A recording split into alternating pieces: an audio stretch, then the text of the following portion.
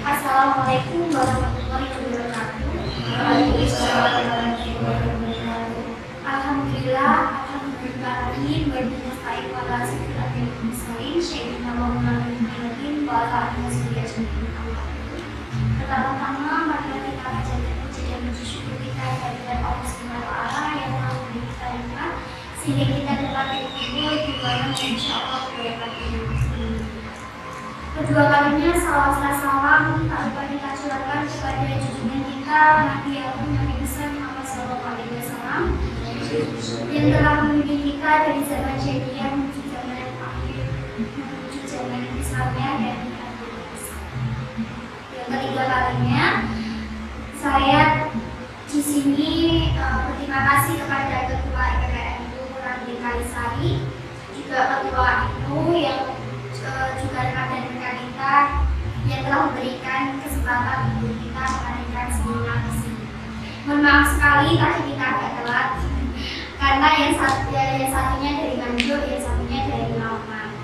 Langsung saja perkenalkan nama saya Akun Putri Andreni, biasa dipanggil Akun, alamat dari Desa Lupa, Kecamatan Dono, Kabupaten Bojonegoro. Saya mahasiswa di Fakultas Ilmu Sosial dan Ilmu Budaya Prodi Ilmu Komunikasi Universitas Bojonegoro. Silakan dari Mbak Ratna selanjutnya. Ya, perkenalkan, nama saya Ramadhani Puji Rahayu, biasa dipanggil Rahma, dari Fakultas Ilmu Sosial dan Ilmu Budaya Prodi Ilmu Komunikasi Universitas Trunojoyo Madura. Pada pemateri hari ini, saya langsung saja membacakan kurikulum.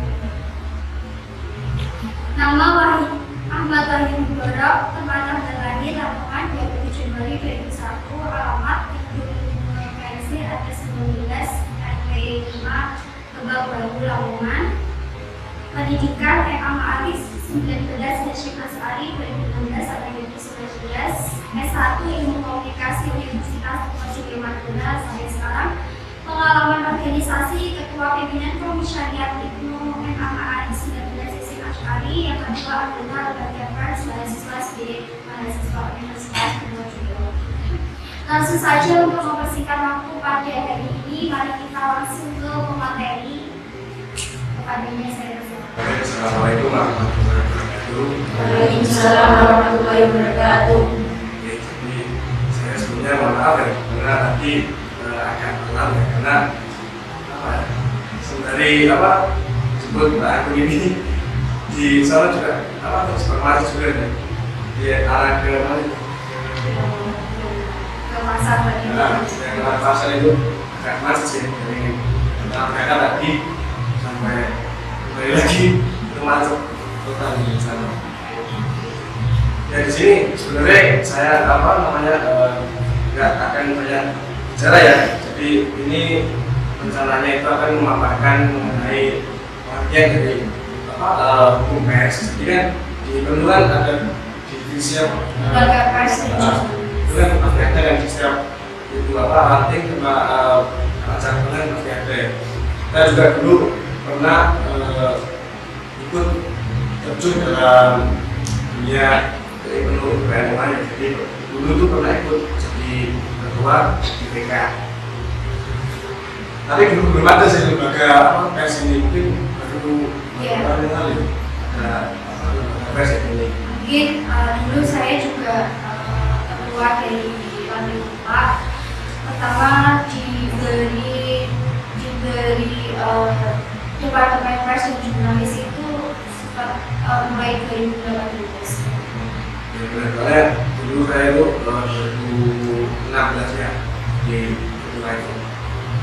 Oke, jadi saat ini saya masih sama dengan Mbak Amir ya, jadi di Universitas Trunojoyo Madura di Prodi Ilmu Komunikasi semester 3, saat ini masih semester 3.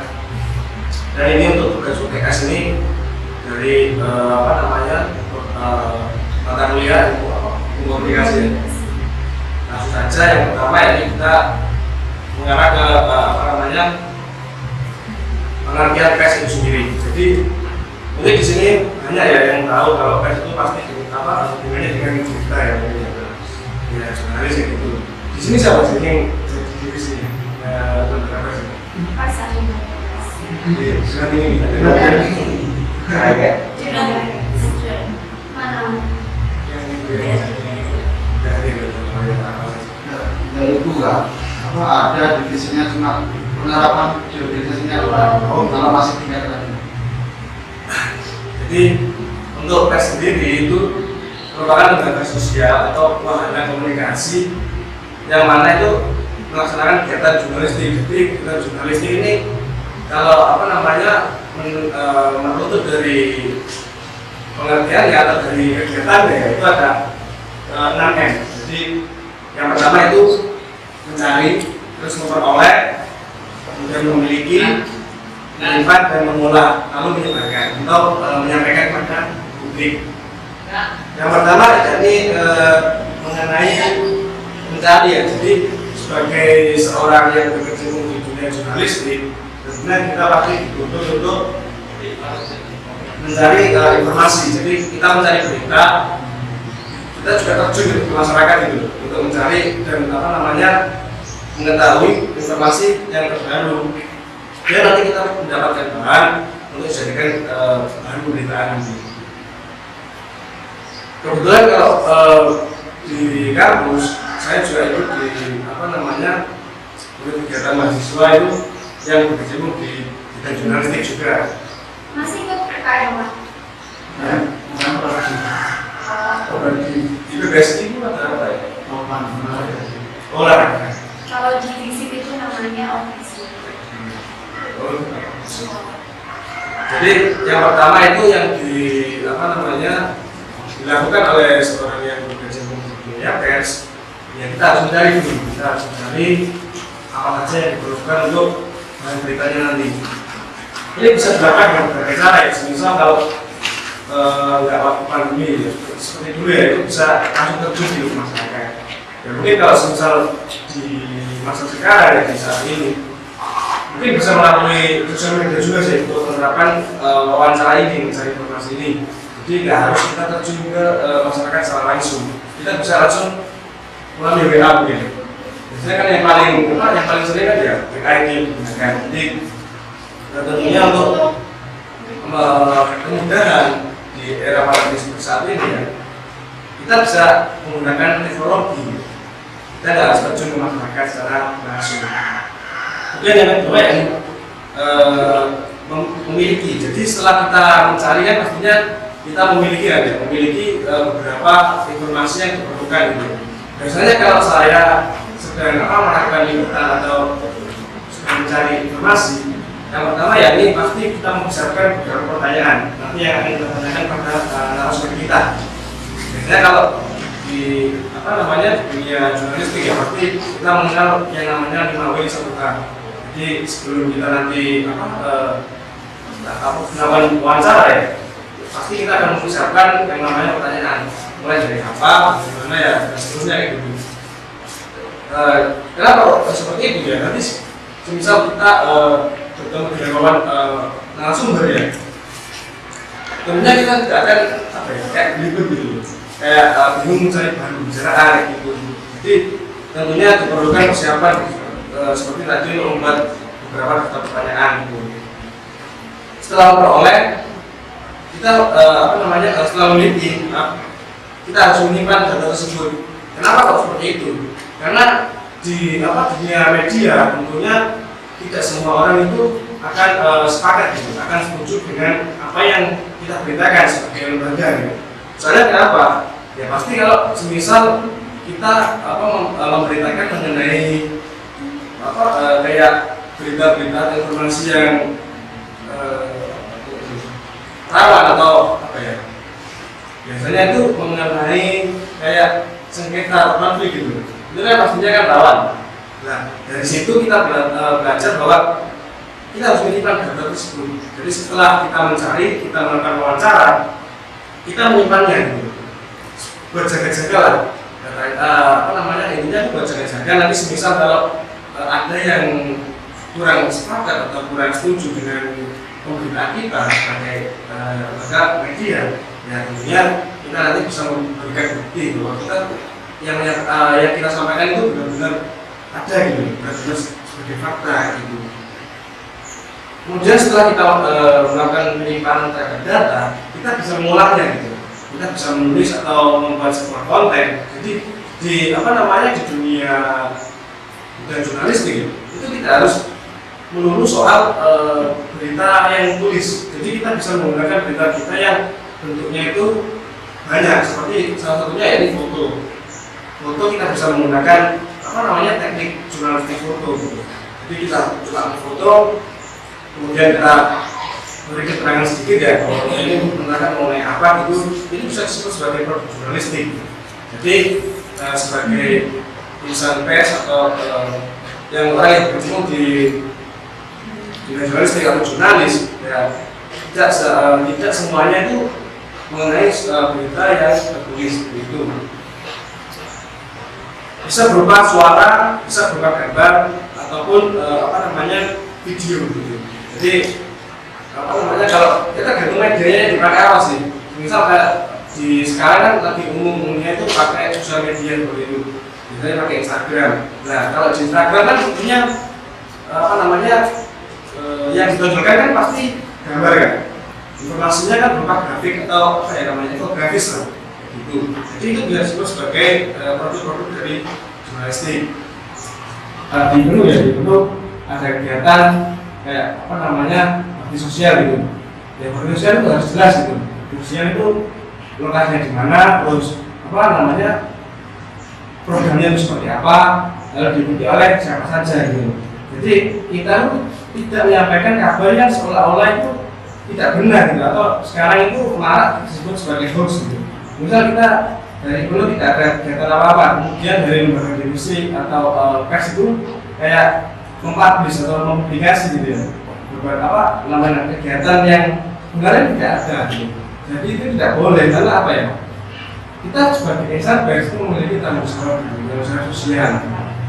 Ya pasti ada aturannya gitu. Di segala lini bidang pekerjaan dan organisasi itu pasti ada yang namanya peraturan. Kita langsung saja menuju peraturan yang digunakan oleh lembaga pers di era sebelum reformasi. Jadi mungkin saat ini kebebasan pers itu sudah dijamin ya. Jadi wartawan itu tidak lagi itu merasa kayak terikat gitu, kebohongan publik dan sebagainya. Ya tentunya ranahnya adalah nanti mengarah pada undang-undang ITE. Jadi ITE itu berkaitan dengan pidana. Jadi bukan lagi ranahnya dewan pers. Misal belum resmi gitu. Kalau sekarang di YouTube kemarin ada kasusnya Anji gitu. Anji yang penyanyi itu yang tahu yang masalah COVID-19 ya, yang kemarin COVID itu kan dia menyampaikan suatu berita kan, dia menginformasikan suatu berita akan tetapi melalui media yang tidak resmi, melalui media YouTube. Kemudian ada salah satu pihak yang merasa tidak terima atau merasa kabar yang bisa disampaikan oleh Anji tersebut kayak bohong gitu. Jadi yang akan bertindak ya pastinya karena kepolisian sebagai penegak hukum gitu. Karena ini sudah ranahnya pidana, bukan lagi pers. Karena ya YouTube-nya Anji tersebut ya belum mengatur izin dengan sebagai media pemberitaan. Jadi ya yang bertanggung jawab di sini adalah kepolisian. Ini ada yang ingin berkata lagi sih. Coba.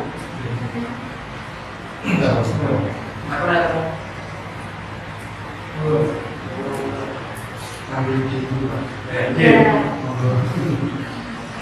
Mungkin bisa diambil pembahasan yang tadinya reformasi seperti itu sebelumnya karena terlalu cepat masnya ini mas nanti kalau dengarkan ya, misal kalau saya ke selatan atau nanti belum dipahami ya, jadi yang mengenai hukum pers sebelum masa reformasi. Jadi saat ini kan kita sudah berada pada era reformasi ya teman-teman. Jadi setelah Gubernur Soeharto pada tahun 1998 tersebut kita mengalami yang namanya era reformasi. Jadi reformasi itu seperti pemilihan pemimpin itu sudah kayak demokratis gitu.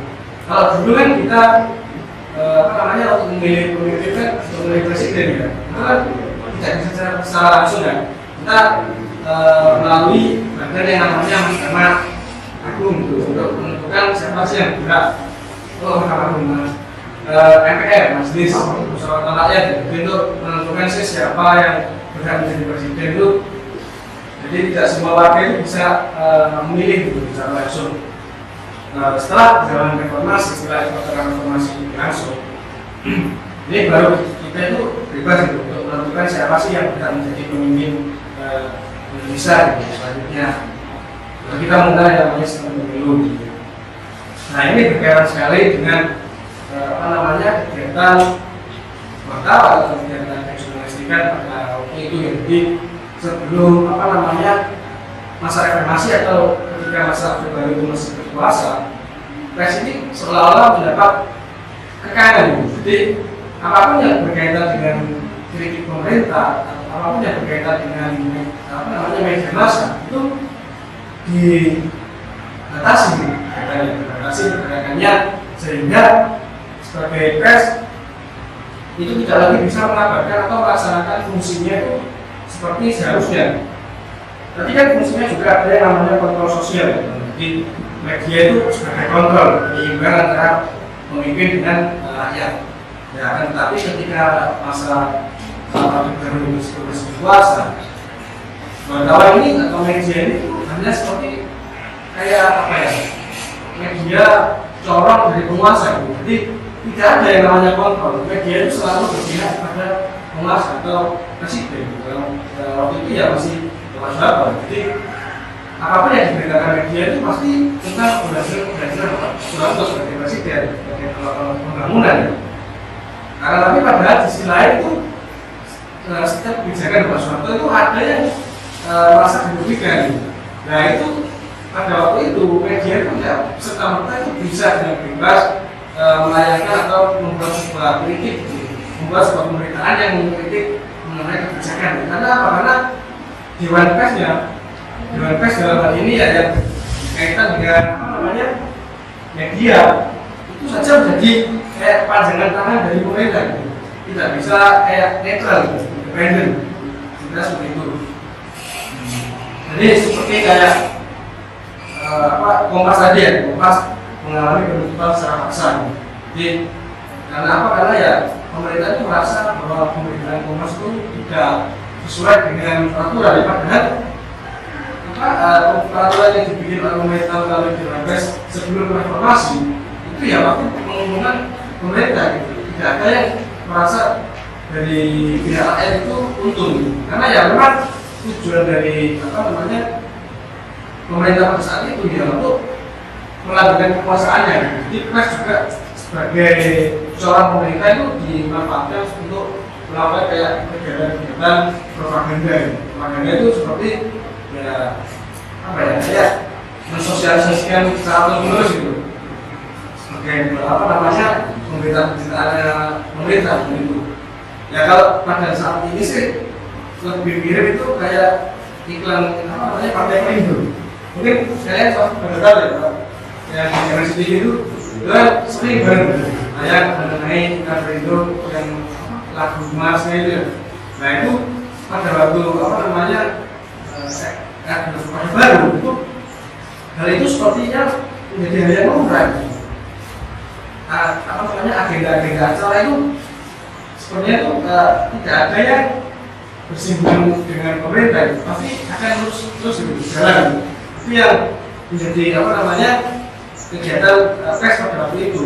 Nah, kemudian ketika era Orde Baru tersebut runtuh, baru nanti timbul atau muncul yang namanya Undang-Undang Pers. Jadi Undang-Undang Pers ini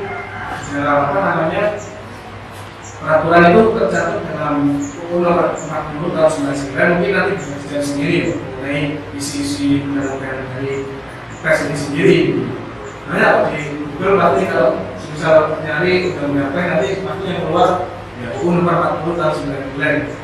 Itu sudah menjadi kayak landasan dasar. Jadi sebelum kita mendirikan atau membuat usaha media ya pasti landasan dasarnya itu ya di UU tersebut. Terus kemudian setelah reformasi ya kebebasan pers itu dilindungi dengan wajib.